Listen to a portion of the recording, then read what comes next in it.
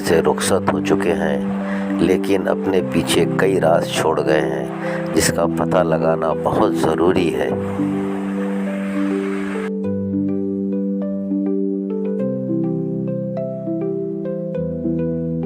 तो जो 28 जनवरी को एक्सीडेंट हुआ था, वो एक्सीडेंट होने के बाद लोगों के मन में शंका थी, वो एक्सीडेंट है या जानबूझ के वो प्लेन गिराया गया, मुझे उसके पीछे कुछ क्रिमिनल कॉन्स्पिरेसी है कि नहीं। ये मैं नहीं बोल रहा, लोगों के मन में चर्चा है और ये चर्चा बढ़ती ही वहाँ पे जा रही है। अभी एक्सीडेंट होने के बाद अगर आप देखो तो हमने जो रिसर्च किया, रिसर्च करने के बाद आप जैसे अच्छी मीडिया, उसी के साथ जो सोशल मीडिया पे बात करने वाले लोग, रील करने वाले लोग, महाराष्ट्र के कमेंट करने वाले लोग, और उसी के साथ घर में चर्चा करने वाले, दुकान पे चर्चा करने वाले, काम करते वक्त चर्चा करने वाले जो महाराष्ट्र के स्वाभिमानी जो नागरिक है, उनकी एक इच्छा थी कि ये जो इन्वेस्टिगेशन है वो राइट डायरेक्शन में जाना चाहिए। अभी देखो 28 जनवरी का डीजीसीए का ये रिपोर्ट है, उस रिपोर्ट में वीएसआर को उन्होंने वैसे देखा जाए कि टेक्निकली क्लीन चिट वहां पे दी है। Last regulatory audit was carried out by DGCA in the month of February 2025 and no level 1 findings were there। मतलब 28 तारीख को ही वहाँ पे DGCA ने VSR को वहाँ पे क्लीन चिट दी थी। अभी उसी के बाद उसी दिन में अगर आप जो मंत्री, मतलब ये जो मिनिस्टर है, उनको मैं कहना चाहता हूँ, कुछ दिन पहले हमने डिमांड की थी, आपने रेजिग्नेशन वहाँ पे देना चाहिए और वो डिमांड हम कायम रखते हैं। अभी भी हमारा कहना है जो एविएशन मिनिस्टर है इस इंडिया के, इस कंट्री के, उन्होंने इस्तीफा जल्दी से जल्दी वहां पे देने की जरूरत है। और उन्होंने उस दिन वीएसआर को इनडायरेक्टली वहां पे क्लीन चिट दी थी। उसी के साथ उन्होंने ऐसा कहा था, director general of civil aviation has thoroughly checked and all approvals were given. The organisation VSR ventures also seems to have undergone an assessment last year. That means ये क्लीन चिट वहां पे उन्होंने दी। 28 तारीख को डीजीसीए ने दी, उसी के बाद मंत्री महोदया ने दी, उसके बाद कल का जो रिपोर्ट आया, ये रिपोर्ट आने के लिए क्या क्या चीजों का रीजन हम बता सकते हैं। एक तो लोगों से जो बढ़ता हुआ प्रेशर, उसके कारण मीडिया का जो प्रेशर है उसका कारण देते हुए इस डीजीसीए पे प्रेशर आया, मंत्री पे प्रेशर आया, मंत्री के पार्टी पे प्रेशर आया, जो लोग सत्ता है उन पे प्रेशर आया। उन्होंने कल ये क्लैरिफिकेशन वहां पे दिया, लेकिन ये क्लैरिफिकेशन देते वक्त अगर आप देखो, ये टिप ऑफ द आइसबर्ग है, ठीक है। ये सक्सेस है क्या लोगों को, लोग जो लड़ रहे हैं उसका, तो हम कह सकते हैं yes, but it is only tip of iceberg. Because जो जो विषय हम सब ने वहां पे प्रेजेंट किए थे, इसमें से कुछ मुद्दों पे चर्चा करने के बाद ये एक्शन लिया गया। लेकिन ये एक्शन लेते वक्त उन्होंने क्या किया, the multi disciplinary audit team observed several non-compliances of approved procedures in the organization in the area of airworthiness, air safety, flight operations। अभी देखो, कंपनी जिम्मेदार होती है, उसके साथ डीजीसीए भी जिम्मेदार होता है, क्योंकि प्लेन में बैठने वाला कोई भी व्यक्ति वो सिर्फ वो प्लेन ऑपरेटर पे डिपेंड नहीं होता। डीजीसीए ने जिस तरीके से उनके अधिकारी ने वो प्लेन मेंटेन किया गया है, नहीं किया है, कंपनी अच्छी है, बुरी है, टेक्निकली क्या चीज है, ये सब देखने के लिए लोगों की इच्छा होती है या लोगों का विश्वास होता है कि डीजीसीए ने भी इसमें ध्यान दिया था। अभी एयरवर्दीनेस कंपनी की जिम्मेदारी सिर्फ है क्या? नहीं, अकाउंटेबल मैनेजर भी जवाबदार है उस कंपनी का। तो अकाउंटेबल मैनेजर वीके सिंह है वीएसआर का। उसी के साथ और कौन जिम्मेदार है? डीजीसीए जिम्मेदार है एयरवर्दीनेस सर्टिफिकेट के लिए। और एयर सेफ्टी के बारे में कोई भी शंका हो, कंपनी भी जिम्मेदार है और डीजीसीए भी जिम्मेदार है।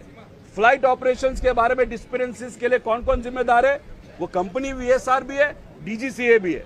अभी डीजीसीए ने ये देते वक्त और नीचे अगर आप गए तो उन्होंने कहा है, in the view of non compliances observed and considering the gaps in the maintenance procedure, it is decided to initiate the corrective measures by immediately grounding Learjet 40-45 aircraft, 5 aircraft उन्होंने ग्राउंड किए। उसके बाद ये क्या लिखते हैं वो देखो, till continued airworthiness standards are restored। मतलब DGCA wants this VSR company to prosper, to grow, to continue, to make profit, to do business। अभी इसमें अगर आप देखें तो अगर किसी को एक्शन लेनी है तो पूरा कंपनी बंद करना था, अगर लेयर जेट में डिस्पेरेंसीज डीजीसीए को दिखी तो ये बंदा नहीं तो ये जो कंपनी वीएसआर सिर्फ एक टाइप के एयरक्राफ्ट के बारे में वहां पे नेग्लिजेंस नहीं दिखाएगी, वो दिखाएगी तो सब जगह दिखाएगी, उसके लेगेसी हो या जो भी हो। तो इसीलिए कुछ प्लेन्स के बारे में या कुछ ब्रांड के बारे में अगर ये नेग्लिजेंट है, that doesn't mean they are not negligent to some other brands और सम अदर एयरक्राफ्ट।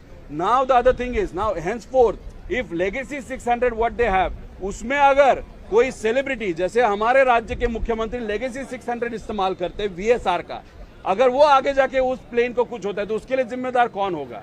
उसमें cricket celebrities, movie celebrities, businessman travel करते हैं, अगर आगे जाके एक्सीडेंट हुआ तो क्या? तो इसकी नियत वीएसआर के मालिक की नियत ही अगर खराब है, उसकी नियत भी खोट है, तो सिर्फ 5 जो फ्लाइट से वो ग्राउंड करने के बजाय आखिरी कंपनी वहां पे ग्राउंड होनी चाहिए, ऐसे हम सबकी मांग नहीं है। लेकिन टीडीपी जो पार्टी है उसका जो नेता आज मंत्री करके वहां पे बैठा है, एविएशन मंत्री बन के, तो उनके नेता की जो कंपनी और उसके और वीएसआर के कुछ रिलेशन होने के कारण, और बीजेपी में ऐसे बहुत सारे नेता है उनके और वीएसआर के बहुत क्लोज रिलेशनशिप होने के कारण वीएसआर पे डायरेक्ट एक्शन वहां पे ली नहीं जा रही।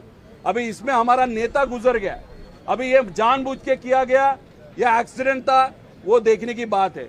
इसलिए आज 12 बजे हम और हमारे साथ कुछ कार्यकर्ता वहां पे एक पुलिस स्टेशन पे जाने वाले हैं और एक एफआईआर दर्ज करने वाले हैं, क्योंकि यहाँ पे डीजीसीए ने एक्सेप्ट किया कि डिस्पेरेंसीज थे। तो एक वीएसआर के मालिकों के ऊपर हम वहां पे एफआईआर करेंगे, उसके साथ डीजीसीए के जो अधिकारी इससे रिलेटेड है उस पर एफआईआर करेंगे। तीसरी कंपनी एरो जिन्होंने अप्रूवल दिया ओके टू फ्लाई, वो देख के दादा के पीए ने दादा को बताया ठीक है now weather is okay we can fly, एरो पे हम एफआईआर वहां पे करेंगे। चौथा, उस एरो के ग्रुप में जो अधिकारी है वो सरकार, राज्य सरकार के उस अधिकारी के ऊपर हम एफआईआर करेंगे। और 5वीं एफआईआर ये अननेम्ड एफआईआर होगी, जिसमें ये क्रिमिनल कॉन्स्पिरेसी है ऐसे लोगों का कहना है, इसलिए एक अननेम्ड एफआईआर हम करेंगे। अभी एफआईआर ये पुलिस स्टेशन लेगा कि नहीं लेगा वो देखा जाएगा। आज मुंबई में अगर उन्होंने एफआईआर नहीं लिया तो हम कल बारामती जाके लोगों के उपस्थिति में, बारामती के लोगों के उपस्थिति में वहां पे एफआईआर करेंगे। दूसरी बात, सीआईडी ने अभी तक क्या किया वो हमको नहीं मालूम। सीबीआई के पास आपने ये इन्वेस्टिगेशन दिया है, लेकिन ऑफिशियली सीबीआई की तरफ से कोई एफआईआर वहां पे हुआ नहीं, इसलिए इस चीजों में हम वहां पे ध्यान दे के ये कार्रवाई करें। तो और दूसरी बात, जाते जाते वक्त हम हमारे पक्ष के जो 8 एमपीज है उनको विनती करने वाले, अमोल जी कोले के साथ बात हुआ है, सुप्रिया सुले के साथ बात हुआ है, उन दोनों ने बोला है कि हम आने वाले पार्लियामेंट्री अधिवेशन में इसके बारे में चर्चा करेंगे, वहां पे आवाज उठाएंगे और ये जो मंत्री है उनका रेजिग्नेशन वहां पे हम मांगेंगे। हम उद्धव ठाकरे साहब के पक्ष के जो नेता है उद्धव ठाकरे साहब, संजय जी राउत जो है और उन्हीं के साथ सब खासदार, उनको हम विनती करते हैं। उसी के साथ कांग्रेस के जो सब खासदार है नेता और leader of opposition Rahul Gandhi ji को हम विनती करते हैं कि आने वाले अधिवेशन में एक मराठी नेता, एक महाराष्ट्र का नेता, एक उप मुख्यमंत्री, एक डीसीएम वहां पे इस एक्सीडेंट में गुजर गए, वहां पे कॉन्स्पिरेसी है नहीं है, और ये जिस तरीके से इन्वेस्टिगेशन चल रहा है वो प्रॉपर ही नहीं चल रहा, इसलिए आने वाले पार्लियामेंट में ये विषय लेना चाहिए। उसी के साथ ममता दीदी हो या बाकी जो भी पक्ष है उनके साथ हम बात करेंगे। लेकिन अगर आप देखो कुछ दिनों से जो महाराष्ट्र राज्य के जो बीजेपी के मंत्री है उनके जो ट्रोलर्स है वो हमारा विरोध वहां पे कर रहे हैं, बहुत लो लेवल पे जाके हमारे बारे में बात मंत्री कह रहे हैं। इसलिए बीजेपी के खासदार की तरफ से हमारी कुछ इच्छा नहीं है, हम उनके किसी भी खासदार के साथ बात नहीं करेंगे।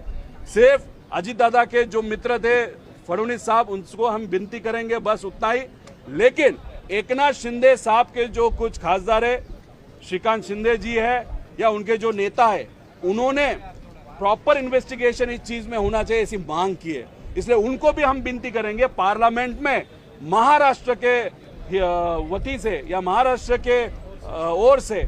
उसी के साथ हमारा जो नेता यहाँ पे गुजर गया तो उनके ओर से उनको न्याय देने के लिए पार्लियामेंट में जो मित्र पक्ष है बीजेपी का, केंद्र सरकार में टीडीपी, उसके जो मंत्री है उनके रेजिग्नेशन की बात और प्रॉपर इन्वेस्टिगेशन और क्रिमिनल इन्वेस्टिगेशन इसमें होना चाहिए, उस बारे में वहाँ पे मांग करें। ऐसे विनती ये आने वाले पार्लियामेंट सेशन में हम करेंगे। एयर क्रैश हुआ लेकिन अभी तक कोई फॉर्मल एफआईआर नहीं दर्ज हुई है।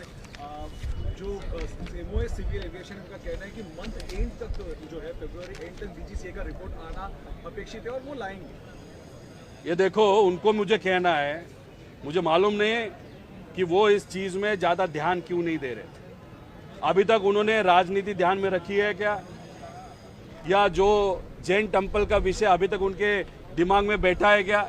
अरे आप भाजपा के व्यक्ति नहीं हो, महाराष्ट्र के लोगों ने आपने चुन के दिया है, तो आप थोड़ा सा आगे जाके उसके लिए प्रयत्न करो। लेकिन वो प्रयत्न उनकी तरफ से होंगे वो मुझे नहीं मालूम। 15 फरवरी का टाइम दिया था प्रिलिमिनरी रिपोर्ट का। अरे 15 फरवरी हो गया, अभी 24 फरवरी आ गया या 25 फरवरी आ गया, अभी तक अब तक प्रिलिमिनरी रिपोर्ट वहां पे नहीं आया। उसके लिए कौन जिम्मेदार है? इसलिए तारीख पे तारीख आप देते जा रहे हो। सिर्फ उसका कारण है आपको वीएसआर को बचाना है, और वीएसआर से रिलेटेड भाजपा के जो नेता है, जो बिजनेसमैन है, और टीडीपी के जो नेता है, उनको आपको बचाना है। इसलिए आपने किसको सैक्रिफाइस किया? तो आपने अजीत दादा को अनफॉर्चुनेटली वहां पे सैक्रिफाइस कौन से स्टाइल में किया? तो उनकी इन्वेस्टिगेशन आप प्रॉपरली नहीं कर रहे हो। तो आपकी जो यादें थी दादा के तरफ, आपके भावना थी दादा की तरफ, वो आपने सैक्रिफाइस करते हुए आपने कमर्शियल एंगल लिया, आपने दोस्तों का एंगल लिया, आपने राजनीतिक एंगल लिया, लेकिन दादा के इन्वेस्टिगेशन को न्याय नहीं दिया। ऐसे हम सबको वो एमओएस के बारे में वहां पे लगता है।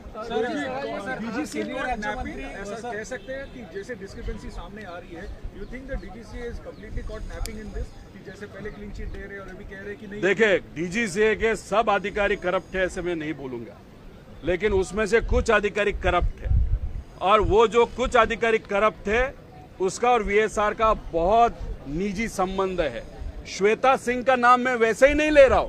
श्वेता सिंह का इन्वेस्टिगेशन अलग तरीके से होने की जरूरत है। उनके बारे में जो प्रूफ मेरे पास है वो प्रूफ 2 दिन के बाद मैं आपके सामने लाऊंगा।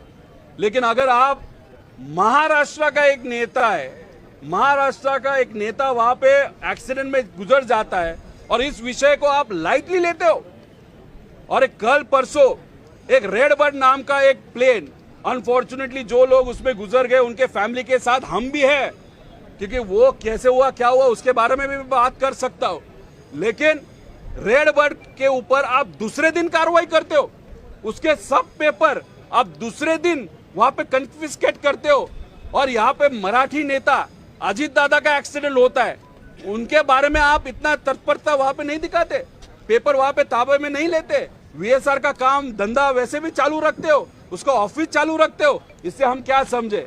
आप मराठी मानुस को कम दिखाना चाहते हो, मराठी नेता को कम दिखाना चाहते हो, या इसमें कुछ कॉन्स्पिरेसी है जो आपको दबानी है, कुछ डॉक्यूमेंटेशन है जो आपका करेक्ट करने है, उसके कारण आप जानबूझ के वीएसआर को बचा रहे हैं, ऐसे हम सबका कहना है। इसलिए अगर आप देखो तो रेड बर्ड के बारे में जो कार्रवाई दूसरे दिन हुई, लेकिन दादा के बारे में यहाँ पे टाइम पास चल रहा है। उसी के साथ ये जो रोहित सिंह नाम का बंदा है बहुत कनेक्टेड है, अमेरिका में था, अभी इंडिया में आया है, पीआईबी मतलब पायलट इन्वेस्टिगेशन ब्यूरो के सामने कल परसों बैठा था, आराम से एसी में बैठा था। अरे उसको पायलट इन्वेस्टिगेशन ब्यूरो के सामने क्यों ला रहे हो? उसको लाओ ना पुलिस के सामने, सीबीआई के सामने।